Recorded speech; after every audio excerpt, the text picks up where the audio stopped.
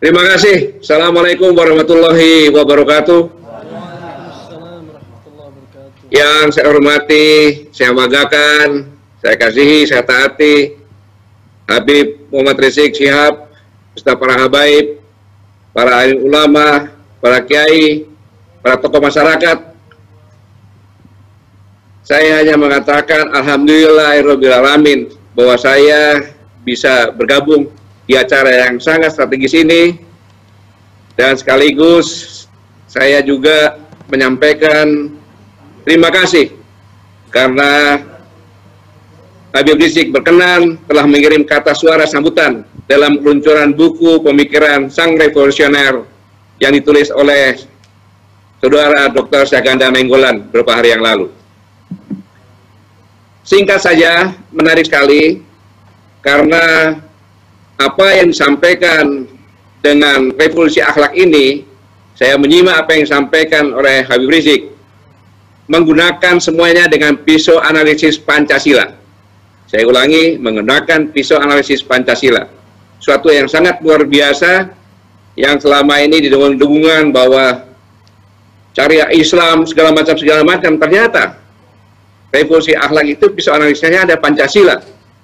Tidak bisa dipungkiri lagi bahwa Habib Rizik seorang nasionalis yang mengawal tujuan murni Pancasila seperti yang dilakukan oleh kami, yaitu dengan gerakan moral yang mengawal cita-cita luhur bangsa Indonesia. Itu yang pertama.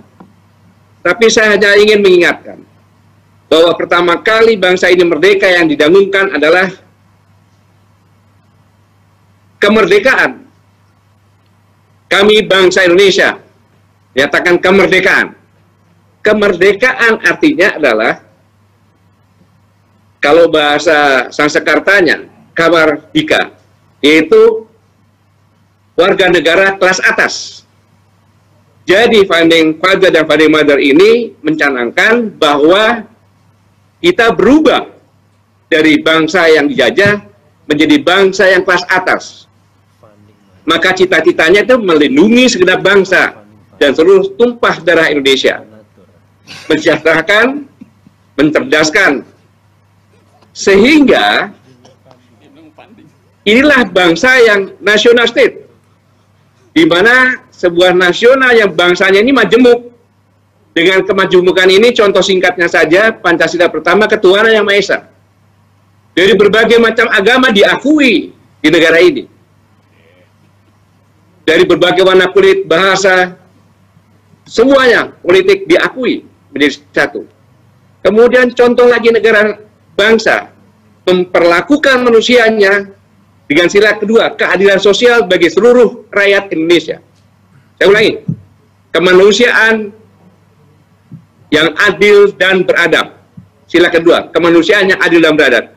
Memperlakukan semua manusia yang adil dan beradab. Nggak dibeda-bedakan siapapun juga. Nggak ada warga negara kelas 2, kelas 3, tidak ada. Karena nasionalis itu semuanya warga negara nomor 1. Inilah yang sama-sama sekarang ini kita melihat tidak berlaku, tidak diperlakukan dengan benar. Ada penyimpangan, dibilang agama tidak boleh berpolitik. Ingat, Undang-Undang Dasar 1945, Pasal 29 ayat 1, bahwa negara berdasarkan ketuhanan yang Maha Esa. Dengan demikian maka, tidak ada dalam keputusan apapun juga, kalau sudah sepakat ketuhanan yang Maha Esa, sebagai orang Islam yang menggunakan agamanya, yang Katolik ya dengan agamanya, karena semuanya adalah agama untuk kebaikan. Ini yang pertama. Dari ini semuanya, kalau akhlak-akhlak kita tidak diperbaiki, kejadian semacam ini terjadi kelas-kelas dalam kehidupan berbangsa rakyatnya. Kita melihat secara gamblang saja, apakah keadilan sudah diperlakukan? Ingat, pemerintah itu adalah menerima mandat dari rakyat, si pemilik kedaulatan tertinggi. Ya. Makanya pada saat bangsa ini lahir, negara belum ada. Tanggal 18 baru negara itu ada.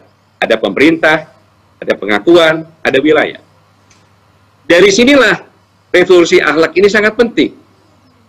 Contoh saja, singkat saja, apa yang terjadi belakangan ini tentang pemeriksaan Habib Rizik.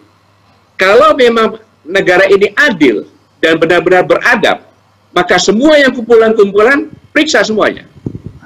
Ini contoh saja. Kemudian, contohnya, anggota kami, Saganda Nainggolan, Bang Juhur, Bang Anton. Pada saat ditangkap, saya katakan, jangan kasihani mereka. Karena mereka bukan pejuang-pejuang karbitan.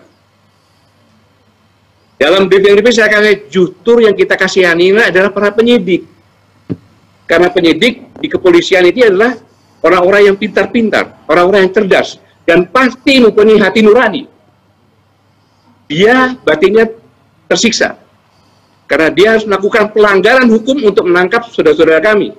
Mereka ditangkap tanpa alat bukti 2. Yang pertama. Kemudian, mereka harus mengadakan penyidikan. Padahal pimpinannya, berdasarkan fakta hukum yang disampaikan oleh Komjen Napoleon Bonaparte, bahwa pimpinannya terlibat. Bagaimana perasaan seorang penyidik? Dia punya keluarga begitu pulang, kamu meriksa pimpinanmu juga. Seandainya itu bukan pejabat, begitu dikatakan dia terlibat, pasti ditangkap, diproses. Inilah keadilan. Seandainya Kapolri membebaskan tugasnya dulu pimpinan tersebut untuk diperiksa, itu baru adil. Nah, keadilan ini buktinya apabila tidak dilakukan melaksanakan keadilan sosial bagi seluruh rakyat Indonesia, terbukti sekarang di Papua. Itu masalah keadilan di Papua Barat. Mereka menyatakan merdeka, Pak Jenderal. Itu karena sudah frustasi. Inilah kalau keadilan ada, tetap mereka dilindungi tiap-tiap manusia, diperlakukan sama secara adil dan beradab. Tidak mungkin itu terjadi. Selama 70 tahun, tidak bisa seperti itu. Bisa terjadi damai-damai saja. Nah, inilah perlunya revolusi akhlak. Ya. Karena sudah parah merubah keburukan jadi kebaikan. Karena, maaf saya tambahin, manusia-manusia Indonesia adalah manusia-manusia pemberani. Dari Sabang sampai Merauke, semuanya punya senjata. Rencong, keris, badi, dan seterusnya. Hanya bedanya, di barat kecil disembunyikan, semakin ke timur makin dibesarkan. Semua suku punya tarian-tarian. Perang, berarti siap perang. Maka pemberani. Nah itulah, para ulama itu adalah kumpulan-kumpulan orang yang penakut. Maka mencanangkan revolusi akhlak. Karena para ulama sangat takut dengan Tuhan Yang Maha Esa, Allah Subhanahu wa Ta'ala. Tetapi sekarang ini, manusia Indonesia ini kalau tidak dikendalikan akhlaknya, jadi pemberani. Tuhan pun berani.